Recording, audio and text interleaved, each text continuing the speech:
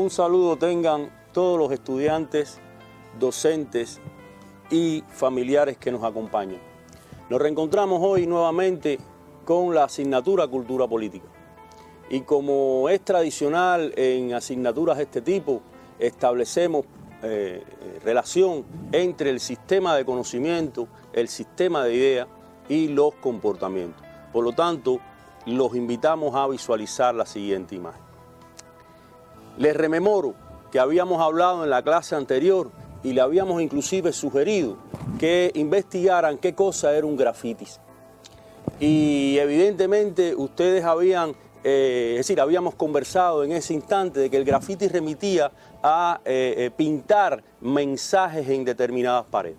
Efectivamente, el grafiti es un componente de la cultura hip hop, pero más allá de los componentes, etcétera, hay una idea esencial que en términos de la cultura política nos interesa y que está relacionado con lo que significa para este movimiento, pero lo que significa para aquellos sectores y clases excluidas, porque es una expresión de autorreconocimiento y resistencia ante los poderes hegemónicos. Por lo tanto, el grafiti es una expresión social que tiene lugar en una sociedad y en las sociedades que excluyen determinadas manifestaciones artísticas. Pero qué interesante, la pregunta significaría la siguiente imagen. ¿Es el grafitis revolucionario? Y aunque parezca igual, no es idéntica la interrogación que ustedes observan. ¿Son todos los grafitis revolucionarios? Esa es la cuestión.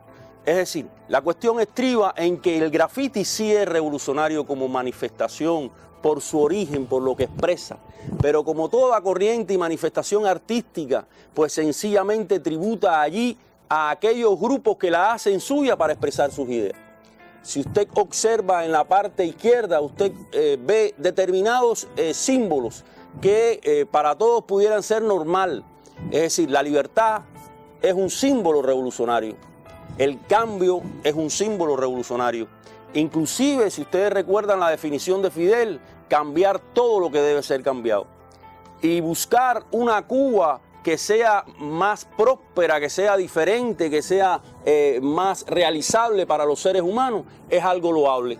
Sin embargo, como se puede observar, estos símbolos están expresando una concepción no revolucionaria, porque están en función de expresar un cambio en un contexto determinado que tributa a desmontar un proceso histórico y retrotraerlo a años anteriores. Es decir, si se busca la libertad es porque no hay libertad. Si se quiere un cambio es porque no nos gusta el cambio que existe. Y por eso, y si se busca otra Cuba donde incluso se sugiere una especie de candado, están dando determinados mensajes que expresan una posición que no es revolucionaria. Estas imágenes también tributan en su relación a las otras existentes en la misma imagen. Por un lado está aquella que dice que el capitalismo no funciona, que la vida es otra cosa, y alguien que escribe revolución en las paredes. Esos son grafitis que expresan un cuestionamiento a la hegemonía. Y esto que aparece a su lado derecho es un símbolo, y no es un símbolo pintado en un muro de Cuba, es un símbolo pintado en un muro de España. Por lo tanto, está remitiendo a un símbolo de lucha, de resistencia, de enfrentamiento, de revolución. Por lo tanto, ahí ustedes vean cómo la realidad es un proceso rico de confrontación donde las manifestaciones artísticas se convierten en armas de combate. Y no son homogéneas porque expresan una determinada concepción ideológica y por ende aspiran a un determinado comportamiento. Dicho estos elementos, los invitamos entonces a las conmemoraciones. El mes de noviembre es rico y diverso en conmemoraciones, pero queremos puntualizar y queremos establecer el detalle en ese ocurrido el 11 de noviembre de 1887 y que se conoce como el crimen de Chicago. Y esto se relaciona precisamente con una obra, con un artículo escrito por el apóstol de la independencia de Cuba, que el 13 de noviembre de 1987 escribió un drama terrible. ¿Sobre qué cosa versaba precisamente este artículo? Pues se interrogaba, o al menos quería que que las personas a las que le escribía se enterasen que si era un crimen y por qué era un crimen. El apóstol siempre militó en las filas de la justicia y por tanto ningún hecho, ningún acontecimiento le podía pasar desapercibido. Decía él, el proceso, interrogaba, todo lo que va dicho se pudo probar, pero no que los 8 anarquistas acusados del asesinato del policía Degan hubiese preparado ni encubierto siquiera una conspiración que rematase en su muerte. Por eso es un crimen, porque sencillamente no se les pudo comprobar nada y porque sencillamente se les acusaba y se les sancionó y se les sentenció un poco para reprimir, para frenar, para ahogar todo el movimiento obrero que en esa época emergía en función de los derechos laborales de cada uno de los trabajadores de esa sociedad. Por eso los 8 anarquistas y los asesinados en esa etapa lograron con su gesta que se estableciera la jornada de 8 horas. La sociedad, según Lenin, en términos generales, expresaba que la lucha por la democracia forma parte integrante de la lucha por el socialismo. Por lo tanto, en la misma medida en que nosotros nos aproximamos a la humanización, a la justicia, a la realización del ser humano, a la inclusión de todo, estamos avanzando hacia una sociedad donde no existan hegemonías, donde existe el derecho a ser y a existir. Y por eso, evidentemente, decía Lenin, pues precisamente que la lucha por la democracia es precisamente un factor esencial en la realización de cualquier sociedad anticapitalista. Y por eso también, por esas luchas, por eso logro que significó este acontecimiento, se le instrumentó en 1889 el Día Internacional de los Trabajadores. Cuando marchamos el 1 de mayo, pues sencillamente estamos recordando las gestas emancipadoras de los que nos antecedieron para obtener una sociedad más justa, más inclusiva, más humana. Y dichos estos elementos, pues entonces los invitamos a ejercitar lo que ustedes quizás en algún momento han realizado y que tiene que ver con la elaboración de fichas bibliográficas. La ficha bibliográfica es importante porque permite acopiar, guardar, recoger informaciones que en un momento determinado en nuestros estudios o en nuestras investigaciones deberemos utilizar. Por lo tanto, ahí están los elementos y el algoritmo que en mayor o menor medida se debe establecer, con una referencia bibliográfica, con un tema central de lo que aborda la obra y evidentemente con la obra en cuestión que se quiere fichar. Pero esto ocurre por la parte anversa, es decir, por la parte delantera de nuestra pequeña ficha en términos generales, ficha bibliográfica. ¿Qué ocurriría entonces por la parte posterior? Bueno, pues en ella, como ya le hemos dicho, se recoge determinadas informaciones que ofrecen siempre nuestra valoración. Por eso la interrogante va dirigida a cómo se expresa la cultura política en la obra fichada. Te invitamos a que sencillamente en esa ficha bibliográfica que puedes realizar, recojas esta interrogante, que vas a realizar a partir de la realización de un sistema de juicios sobre elementos esenciales que debes de tener tu mirada.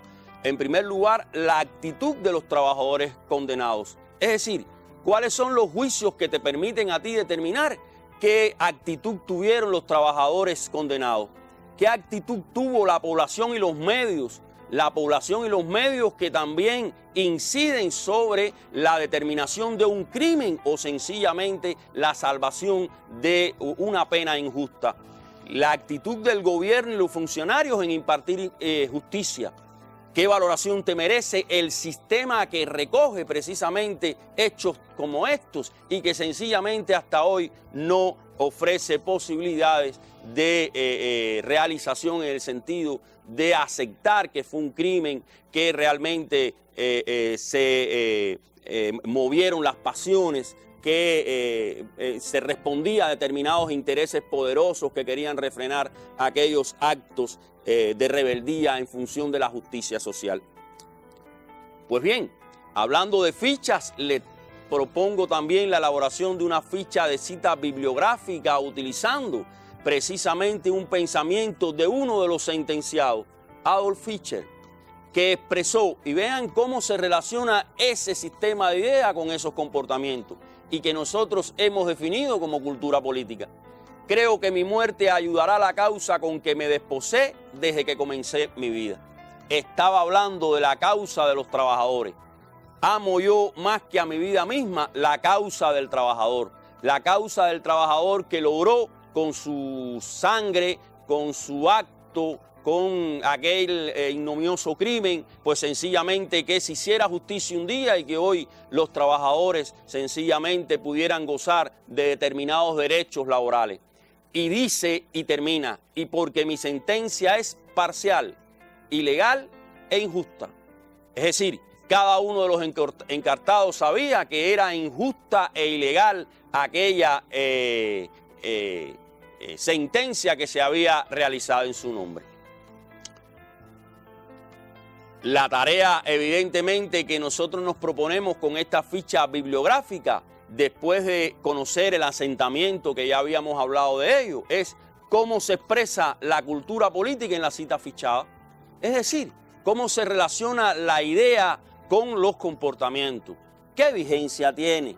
¿Qué nivel de realización tiene ser consecuente a costo de la propia vida? Esos son elementos que te permitirán incluir en esa valoración personal y que generalmente te permitirá pues comprender y concientizar el hecho, no desde el hecho histórico, sino desde los comportamientos y desde la realización de la cultura política.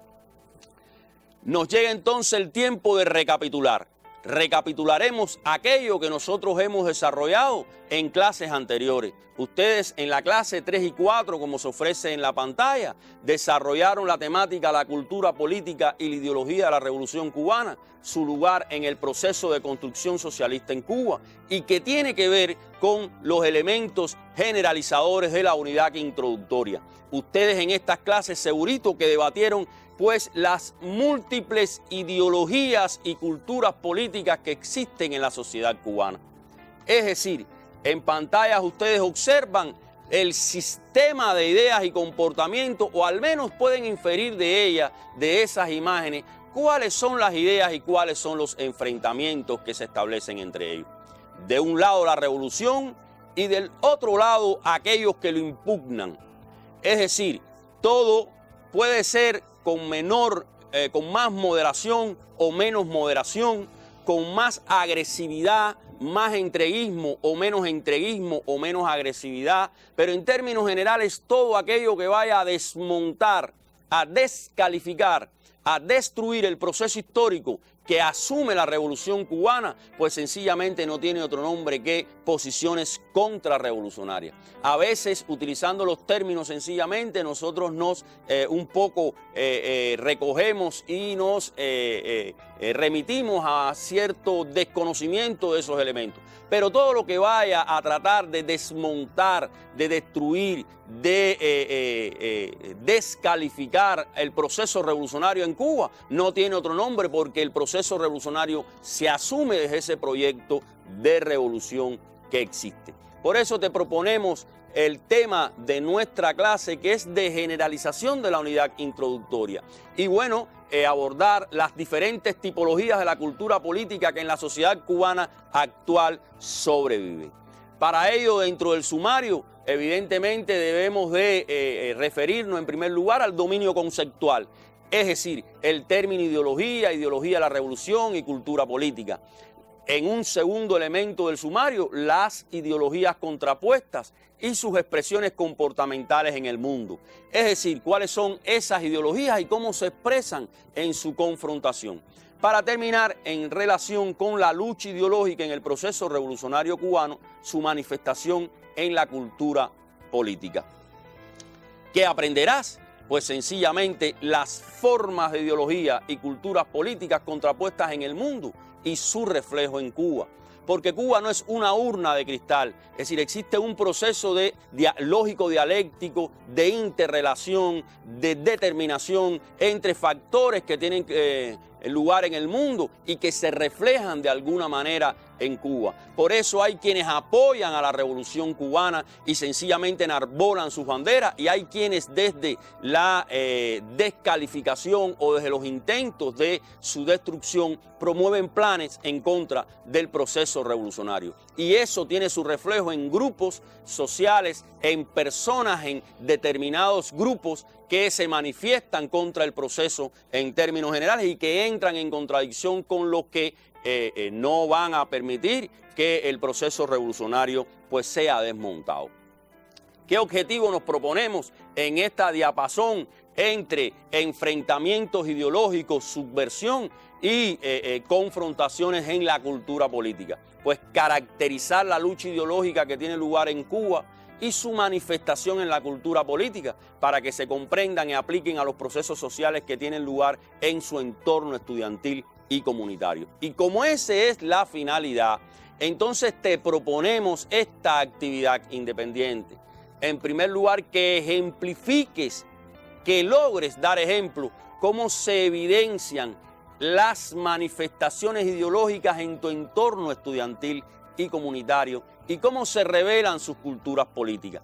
Es decir, que des ejemplo de cómo en tus compañeros se expresa esas manifestaciones ideológicas, cómo tú eres reflejo de esa manifestación ideológica, de esa ideología, y cómo ocurren en función de lo que piensas, en función de lo que crees necesario, en función de lo que aspiras como proyecto social, pues sencillamente establecer determinados comportamientos en la realidad en la que vives. Este elemento es esencial porque partimos evidentemente de los conceptos. Eso lo hemos dicho en clases anteriores y evidentemente es un recurrente que debemos realizar sistemáticamente, porque todo conocimiento en la cultura política se expresa a través de sus conceptos.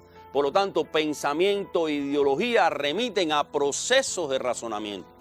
Ustedes están razonando conmigo qué es lo que estamos abordando en la asignatura. Y no es otra cosa que un sistema de ideas o concepción que define el pensamiento de una persona, una colectividad o una época. Es decir, el pensamiento y la ideología remiten a un sistema de ideas o concepción, y eso lo encarna una figura, una personalidad, una colectividad, una época determinada.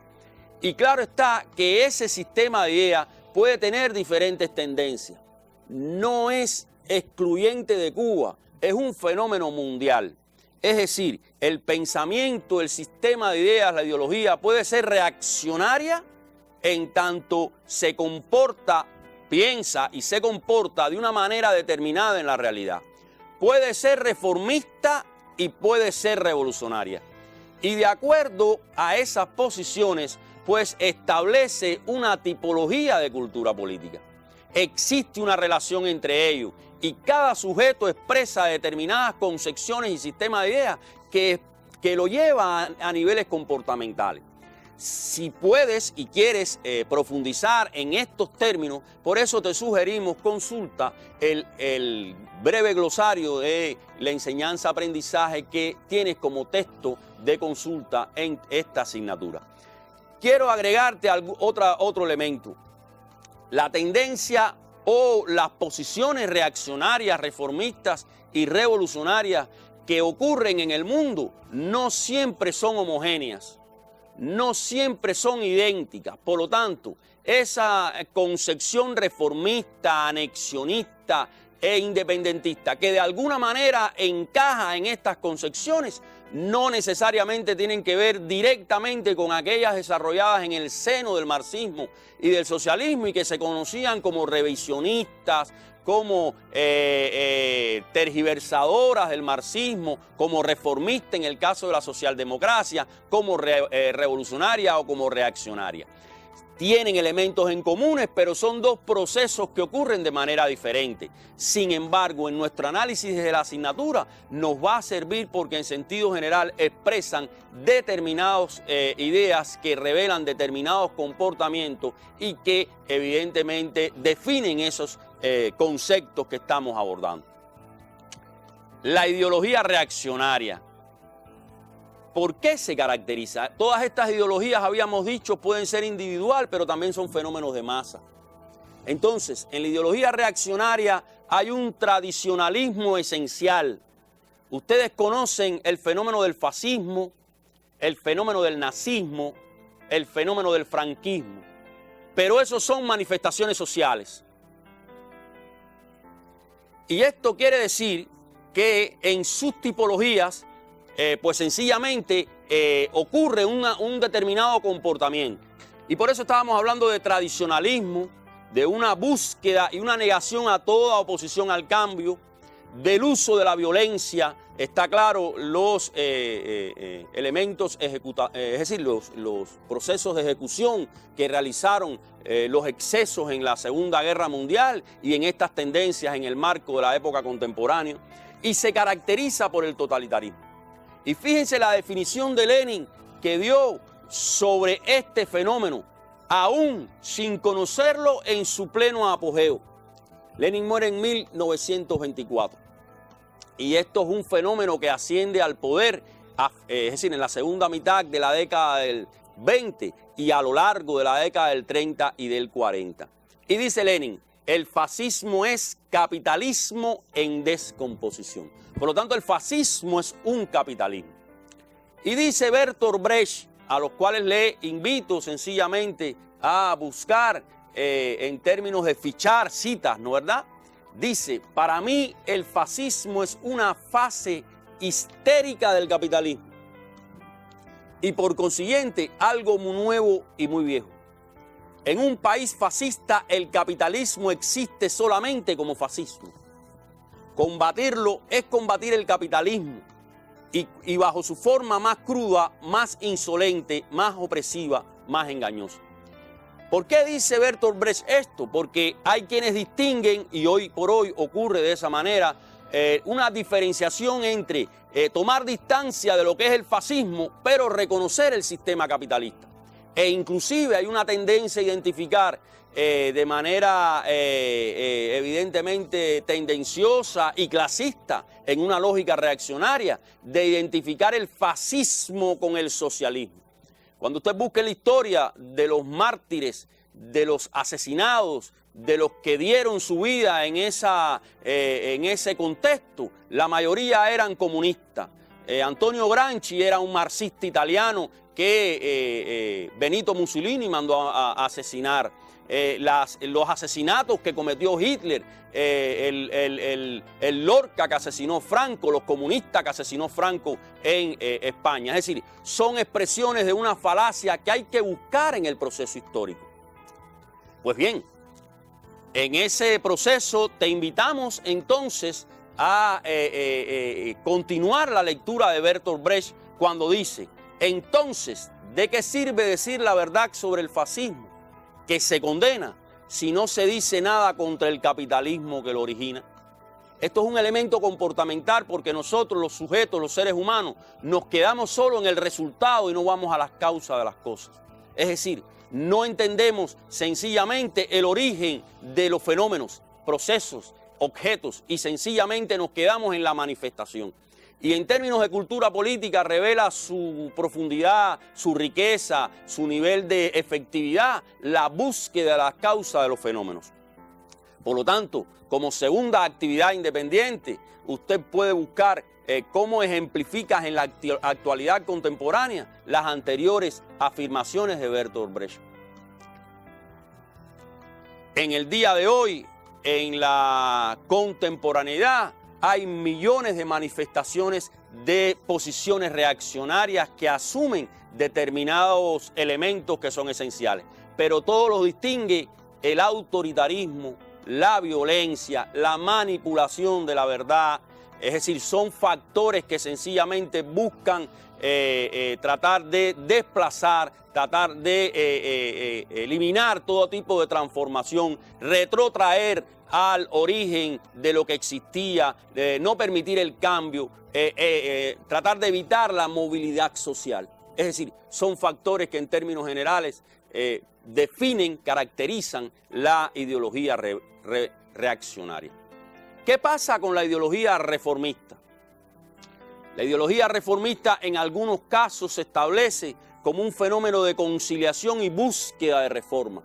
No siempre, aunque está ahí, se caracteriza por un anticomunismo, pero su objetivo es la conciliación en el marco del sistema. Su aspiración no es la búsqueda de una sociedad comunista, es la búsqueda de una evolución en el marco de la sociedad capitalista. Pero en la lógica de Marx y en la lógica del marxismo, el capitalismo es inviable porque sencillamente destruye la riqueza y polariza la sociedad. Y cada vez son más ricos, cada vez son más los pobres y cada vez son menos los ricos, porque en el propio proceso de competencia ese capitalismo le da el tiro de gracia a ese reformismo. Aquí hay ejemplos clásicos, personas que fueron muy amigos de Cuba, fueron muy amigos del propio líder histórico de la revolución, pero que no rompieron las estructuras de un reformismo, es decir, de una búsqueda, un mejoramiento de la sociedad desde los marcos del capital, desde los marcos de las reglas del mercado y desde los marcos del capitalismo. Dice el líder histórico de la revolución cubana, siempre decimos, en términos generales, yo soy Fidel, pero ser Fidel remite a hacer uso y a buscar en su pensamiento lo que su pensamiento diga, estemos o no estemos de acuerdo. Es decir, es una búsqueda para entonces entender quién es Fidel, qué expresa y qué concepción me identifica con él. Lo mismo ocurre con Martí, y dice él, todo lo que sea renovación, todo lo que sea cambio, todo lo que sea reformas sociales profundas de cualquier tipo, tiene de antemano la hostilidad y el odio del imperialismo.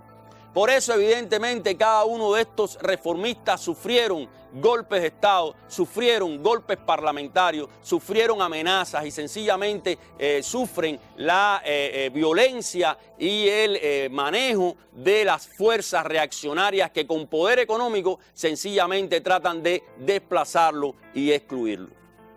Para ello, entonces, te sugerimos como actividad que busques a partir de estos elementos cómo ejemplificas en el proceso histórico contemporáneo la validez de la afirmación del líder histórico de la Revolución Cubana. Fíjense que hay elementos por un lado y hay elementos valorativos por otro. Hay información que se acopian por un lado y hay en las fichas elementos valorativos que te obligan a tomar partido en términos correspondientes.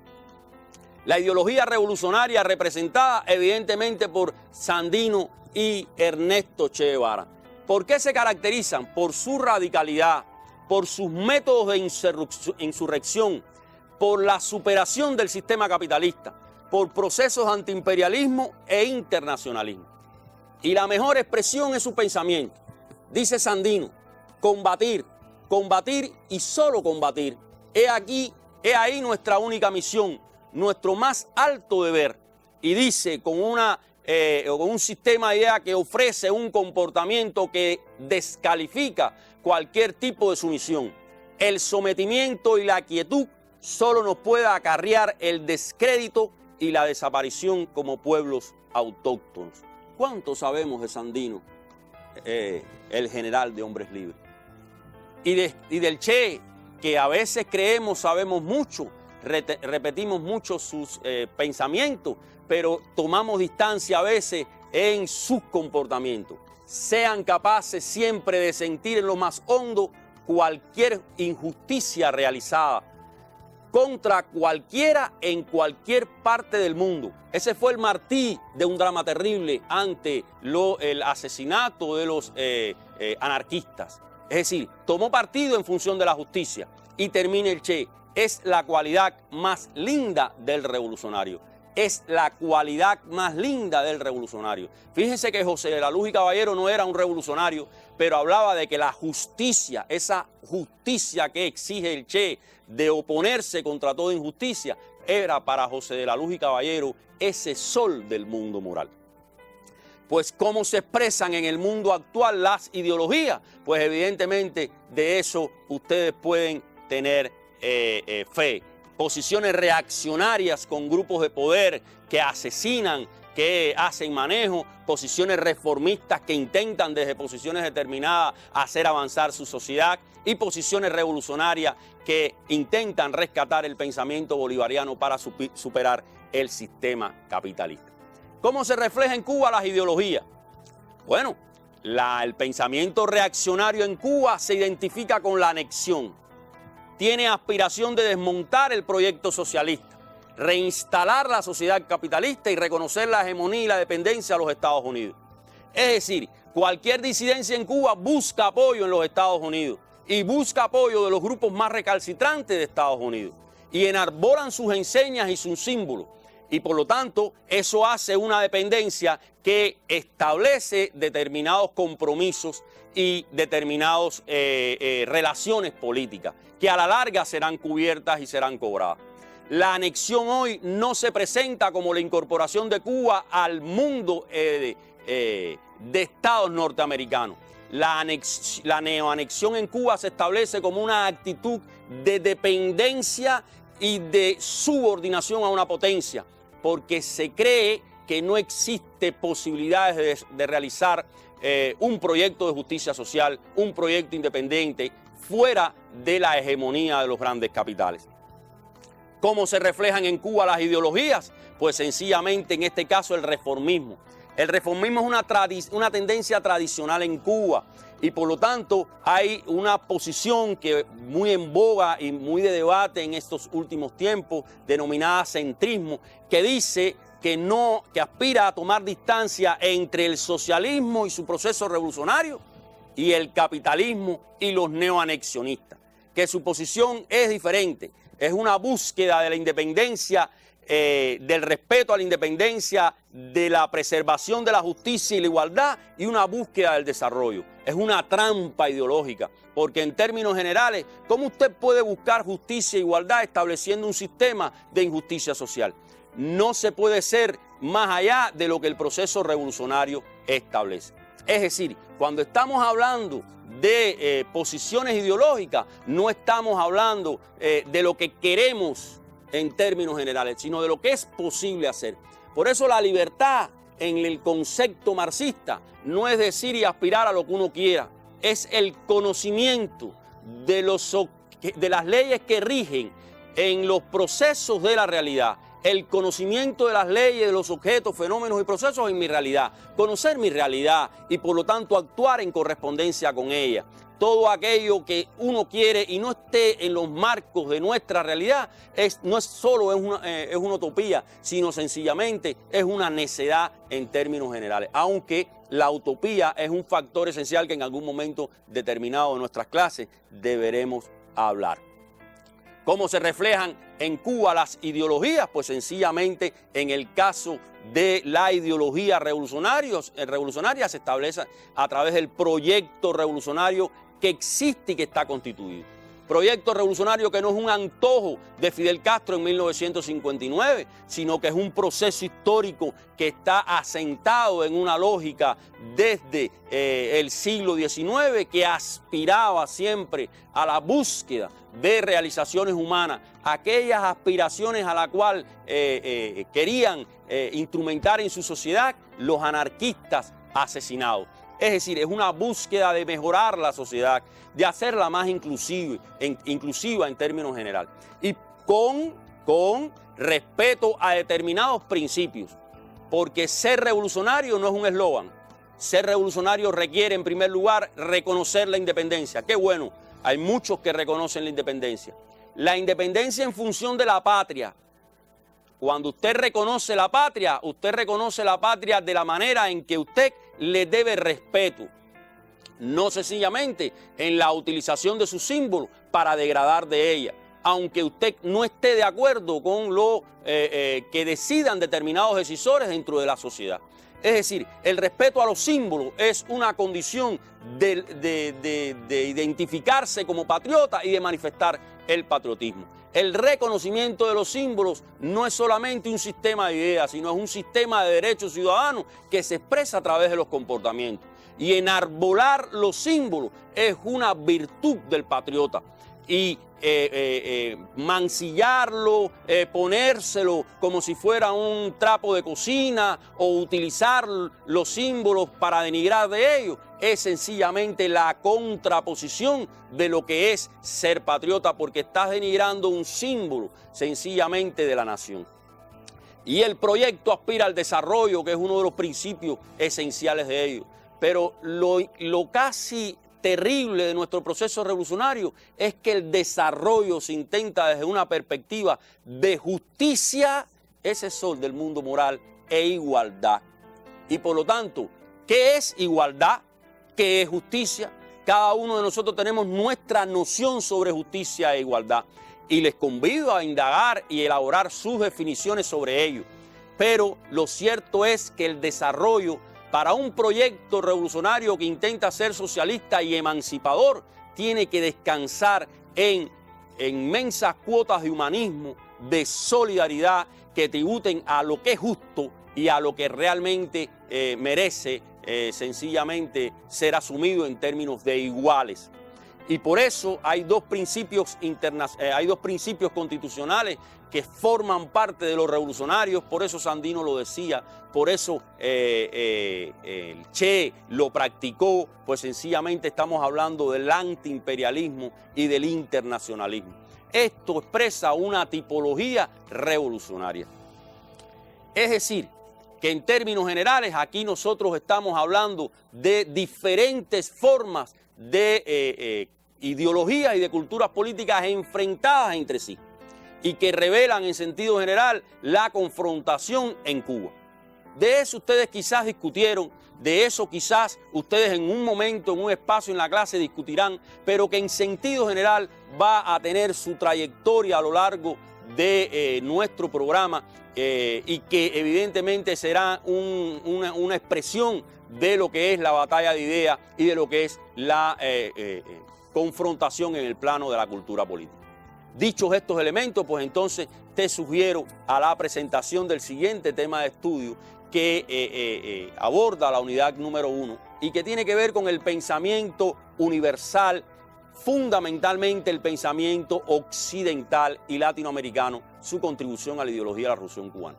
Quiero hacer una aclaración aquí, porque el pensamiento universal en la asignatura no se aborda sino a través del pensamiento occidental. Y es un error, en verdad, porque el pensamiento universal incluye las diferentes zonas del pensamiento que tuvieron lugar en el mundo. Pero en nuestro pensamiento, nuestra ideología tiene un fuerte componente del pensamiento occidental y por eso vamos a enfatizar en ello. La temática 1.1 es recepción de algunos de los aportes del pensamiento universal por la ideología de la Revolución Cubana.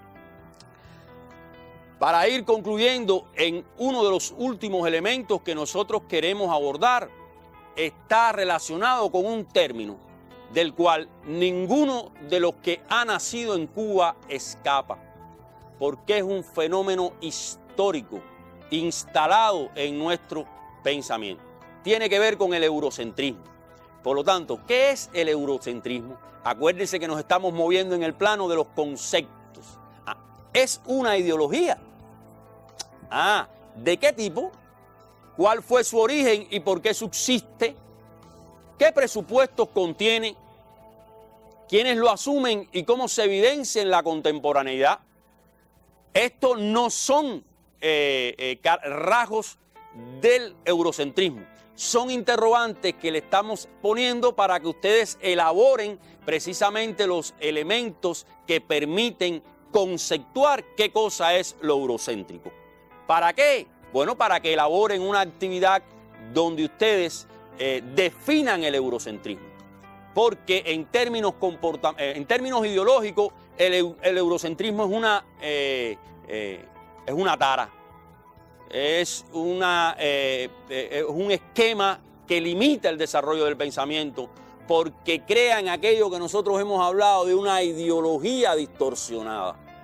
Porque ser eurocéntrico es desconocer factores históricos de otras realidades que no son solamente las propias de Europa en términos generales. Pero aproximémonos al concepto, elaboremos la definición y sencillamente vamos a replantearlo desde la lógica de la cultura política. En esas propias clases ustedes también van a desarrollar desde su texto básico, pues sencillamente la lectura del Anti-Düring que realizó Engels en 1878 y que está contenido en el libro de Cultura Política, Documentos y Materiales para su estudio. Qué bueno que ustedes se aproximen a ello y lo lean. Aquí lo que hay es un fragmento de esa obra realizada por Engels, encomendada específicamente por Carlos Marx. Pero ¿qué actividades pues sencillamente podemos realizar con ella? En primer lugar, después de esa lectura minuciosa que ustedes van a realizar y que van a aprovechar para discutirla en sus clases, pues ustedes van a elaborar una ficha bibliográfica con la obra estudiada. Esto que hemos sistematizado aquí y que refiere en términos generales que ustedes acopien información sobre los elementos del Anti-Düring y ofrezcan su valoración en la cara posterior. Y una sexta actividad que va y tributa a resumir las ideas esenciales que consideras fueron expuestas por Engels en su obra. Leer, fichar, resumir. Proceso esencial en el pensamiento. Concluyo con la siguiente cita de Díaz-Canel, que expresa: debemos estimular el debate ideológico y la polémica, la capacidad de análisis crítico, comprometido y revolucionario, el conocimiento y respeto de la historia, que es la base de la cultura política del ciudadano. Seguimos en contacto. Cuídese, que cuidándose usted nos cuidamos. Nos vemos. Muchas gracias.